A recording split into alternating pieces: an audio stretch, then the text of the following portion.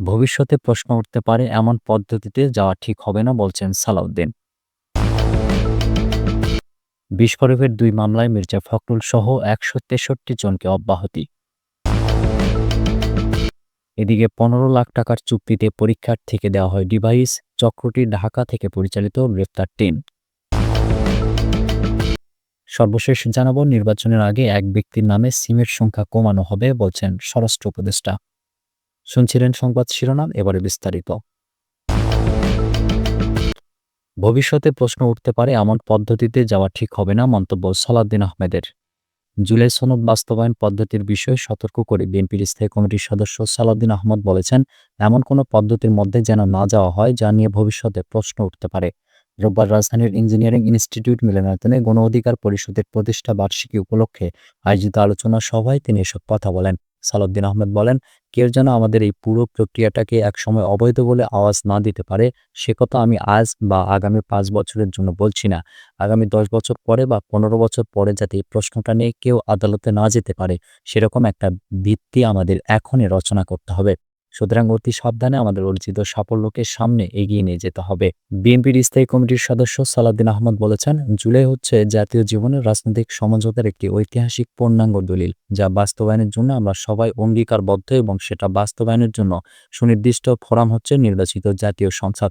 এখানে কোনো দলের দ্বিমত নেই। তিনি বলেন, কিন্তু জুলাই সনদ বাস্তবায়নের জন্য যাতে জাতীয় সংসদ বাধ্য থাকে, সেটার একটা প্রস্তাব জাতীয় ঐকমত্য কমিশনের কাছে অথবা সরকারের কাছে দেওয়া হবে।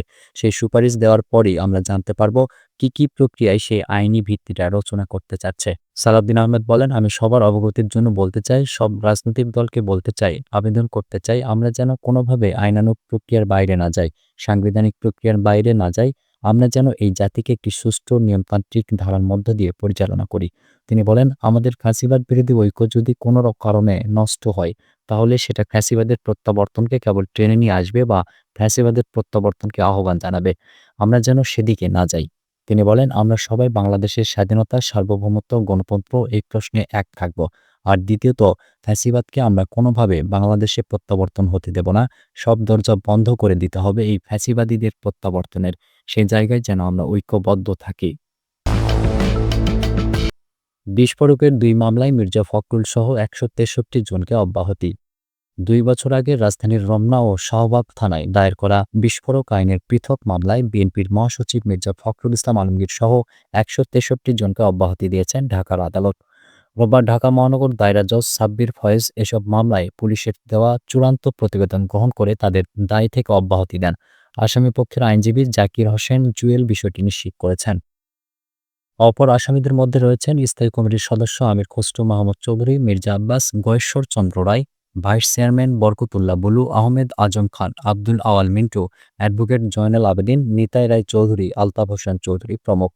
রমনা থানার মামলা সূত্রে জানা যায়, ২০২৩ সালের ২৮ অক্টোবর কাকরাইলে প্রধান বিচারপতির বাড়ির সামনে গাড়ি ভাঙচুর ও অগ্নিসংযোগের ঘটনায় মির্জা ফখরুল ইসলাম আলমগীর সহ ৫৯ জনের বিরুদ্ধে রমনা থানায় বিস্ফোরক দ্রব্য আইনে মামলা করেন পরিদর্শক শহীদুল ওসমান। এই ঘটনায় তদন্ত শেষে চলতি বছর সবাইকে মামলার দায় থেকে অব্যাহতির সুপারিশ করে আদালতে চূড়ান্ত প্রতিবেদন জমা দেয় পুলিশ। শাহবাগ থানার মামলা সূত্রে জানা যায়, একই দিন বিএনপির মহাসমাবেশ চলার সময় পল্টন থানার সামনে গাড়ি ভাঙচুর ও অগ্নিসংযোগের ঘটনা ঘটে। ওই ঘটনায় পল্টন থানার উপপরিদর্শক সালাউদ্দিন কাদের বিস্ফোরক দ্রব্য আইনে একটি মামলা করেন। ১৫ লাখ টাকার চুক্তিতে পরীক্ষার থেকে দেওয়া হয় ডিভাইস, চক্রটি ঢাকা থেকে পরিচালিত, গ্রেপ্তার ৩। দিনাজপুরে খাদ্য বিভাগের পরীক্ষায় প্রশ্নপত্র ফাঁস ও ডিভাইস ব্যবহারের চক্রটি ঢাকা থেকে পরিচালিত হয়। ১৫ লাখ টাকার চুক্তিতে এই ডিভাইস সরবরাহ এবং এর মাধ্যমে প্রশ্নের উত্তর দেওয়া হয় বলে পরীক্ষার থেকে জানানো হয়। এই চক্রটি স্বাস্থ্যের টেকনিশিয়ান, বেসরকারি শিক্ষক নিবন্ধন এবং প্রাথমিক শিক্ষক নিয়ে পরীক্ষাতেও এমন কাজ করেছে। রোববার দুপুরে এক ব্রিফিংয়ে এসব তথ্য জানান জেলার পুলিশ সুপার মারুফাত হোসাইন। তিনি জানান, চক্রটির ৩ জনকে গ্রেপ্তার করা হয়েছে। এর পেছনে যারা জড়িত তাদের সবাইকে গ্রেপ্তার করতে অভিযান চালানো হচ্ছে। পুলিশ জানায়, গত শনিবার সকালে দিনাজপুরে খাদ্য বিভাগের উপপরিদর্শক পদের নিয়োগ পরীক্ষায় ডিভাইস সরবরাহ করার সময় কৃষ্ণকান্ত রায় নামে এক পরীক্ষার্থীকে আটক করে পুলিশ। পরীক্ষা শুরুর কিছুক্ষণ পরই শহরের কেরি মেমোরিয়াল স্কুল কেন্দ্র থেকে তাকে গ্রেপ্তার করা হয়। আটক কৃষ্ণকান্ত রায় বিরল উপজেলার সিঙ্গুল পূর্ব রাজারামপুর গ্রামের বাসিন্দা। দিনাজপুর শহরের ফকিরপাড়া এলাকার একটি ছাত্রাবাসে থাকতেন। পরে তার দেওয়া তথ্যের ভিত্তিতে এর সঙ্গে জড়িত আরও ২ শিক্ষককে আটক করা হয়। তারা হলেন জেলার চিরিরবন্দর উপজেলার বাসিন্দা খরসুন্দর রায় ও মামুন। তারা উপজেলার ৭ নং আউলিয়াপুকুর ইউনিয়নের শঙ্ক সরকারি প্রাথমিক বিদ্যালয়ের শিক্ষক। গ্রেপ্তার মামুন জালিয়াতির মাধ্যমেই প্রাথমিক বিদ্যালয়ের শিক্ষক পদে চাকরি নেন। পুলিশ সুপার মারাফাত হোসেন বলেন, পরীক্ষার হলে কৃষ্ণকান্ত পরপর কয়েকবার কাশি দিতে থাকেন। বিষয়টি সন্দেহজনক মনে হলে তাকে জিজ্ঞাসাবাদ ও তল্লাশি করা হয়। পরে তার শরীর থেকে ২টি যোগাযোগ ডিভাইস উদ্ধার করা হয়। একটি ক্ষুদ্রাকৃতির গোল ডিভাইস কানের ভেতরে বিশেষভাবে স্থাপন করা ছিল এবং অন্যটি স্যান্ডো গেঞ্জির সঙ্গে বিশেষভাবে আটকানো ছিল। প্রাথমিক জিজ্ঞাসাবাদের বরাত দিয়ে পুলিশ সুপার জানান, ১৫ লাখ টাকার বিনিময়ে এই ডিভাইস সরবরাহ এবং এর মাধ্যমে প্রশ্নের উত্তর দেওয়া হবে বলে জানানো হয়। হরসুন্দর রায়ের মাধ্যমে লেনদেন সম্পন্ন হয়। পরীক্ষায় এই জালিয়াতির ও প্রশ্নপত্রের ফাঁসের ঘটনাটি ঢাকা থেকে পরিচালিত হয়। একটি চক্র চাকরি প্রত্যাশীদের কাছ থেকে টাকা হাতিয়ে নেয়। মারুফাত হোসেন জানান, ওই ঘটনায় পুলিশ বাদী হয়ে পাবলিক পরীক্ষা আইনে দিনাজপুর কোতোয়ালি থানায় মামলা করেছে। রোববার বিকেলে ওই মামলায় গ্রেপ্তার দেখিয়ে ৩ জনকে জেল হাজতে পাঠানো হয়েছে। চক্রটির মাধ্যমে যাদের চাকরি হয়েছে তাদের কয়েকজনের সঙ্গে যোগাযোগও করা হচ্ছে। নির্বাচনের আগে এক ব্যক্তির নামে সিমের সংখ্যা কমানো হবে বলছেন স্বরাষ্ট্র উপদেষ্টা। স্বরাষ্ট্র উপদেষ্টা লেফটেন্যান্ট জেনারেল মোহাম্মদ জাহাঙ্গীর আলম চৌধুরী বলেছেন, নির্বাচনকে সামনে রেখে মোবাইল ফোনের সিম কার্ড নিয়ন্ত্রণের সিদ্ধান্ত নিয়েছে সরকার। অনেক অপরাধে সিম কার্ড ব্যবহার হয় অন্যের নামে। নির্বাচনের আগে সিম কার্ডের সংখ্যা কমানো হবে। এক ব্যক্তির নামে 10টা থেকে 5টা বা 7টা, পরে 2টায় নিয়ে যাওয়া হবে। রোববার সচিবালয়ে স্বরাষ্ট্র মন্ত্রণালয়ের সম্মেলন কক্ষে আইনশৃঙ্খলা সংক্রান্ত উপদেষ্টা পরিষদ কমিটির 15তম বৈঠক শেষে এক সংবাদ সম্মেলনে তিনি কথা বলেন।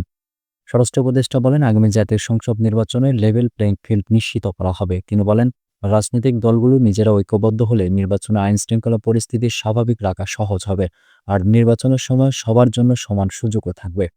উপদেষ্টা বলেন, লেভেল প্লেইং ফিল্ড আগেও ছিল, এখনও আছে। জাহাঙ্গীর আলম চৌধুরী বলেন, দেশের পরিস্থিতি ও সার্বিক বিভিন্ন বিষয় নিয়ে আলোচনা হয়েছে। সোশ্যাল মিডিয়ায় প্রকাশ হওয়া অনেক ঘটনা সত্য নয়, তবে গণমাধ্যমের তথ্য সঠিক থাকে। এছাড়া বৈঠকে আসন্ন জাতীয় নির্বাচনের সার্বিক প্রস্তুতি, সারা দেশে আইনশৃঙ্খলা পরিস্থিতি ও অভিযান পরিচালনা, মাদক নিয়ন্ত্রণ এবং সহিংসতা সৃষ্টিকারীদের বিরুদ্ধে ব্যবস্থা গ্রহণ সহ বিভিন্ন বিষয়ে আলোচনা ও নির্দেশনা দেওয়া হয়েছে বলে উল্লেখ করেন তিনি। রেমিট্যান্স যোদ্ধাদের সুযোগ সুবিধা কিভাবে বাড়ানো যায় সে বিষয়ে আলোচনা হয়েছে বলে জানান উপদেষ্টা। নিরাপত্তা নিয়ে এক প্রশ্নের জবাবে স্বরাষ্ট্র উপদেষ্টা বলেন, রাজনৈতিক দল কিছু সমস্যার সমাধান করলে এবং জনগণ সচেতন থাকলে নির্বাচন সুন্দর হবে। রাঙ্গুনিয়া ও রাউজান এলাকায় গণ্ডগোল বা অপরাধ প্রবণতা আগের চেয়ে কমেছে। আরেক প্রশ্নের জবাবে স্বরাষ্ট্র উপদেষ্টা বলেন, পদায়নের ক্ষেত্রে কোনো অনিয়ম হচ্ছে না, নিয়োগের ক্ষেত্রেও সমস্যা নেই, নির্বাচন সুষ্ঠু ও সুন্দর হবে বলেও উল্লেখ করেন উপদেষ্টা। সুপ্রিয় দর্শক, এ ছিল এখনকার মতো সর্বশেষ সংবাদ। পরবর্তী সংবাদ দেখার আমন্ত্রণ রইল।